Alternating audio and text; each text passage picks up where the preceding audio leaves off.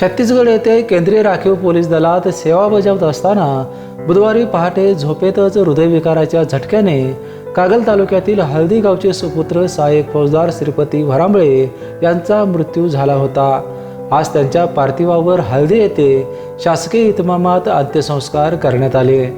घरातील लग्नकार्य आटोपल्यानंतर श्रीपती पुन्हा आपल्या कर्तव्यावर काहीच दिवसांपूर्वी रुजू झाले होते, मात्र त्यांचा असा दुर्दैवी मृत्यू झाला।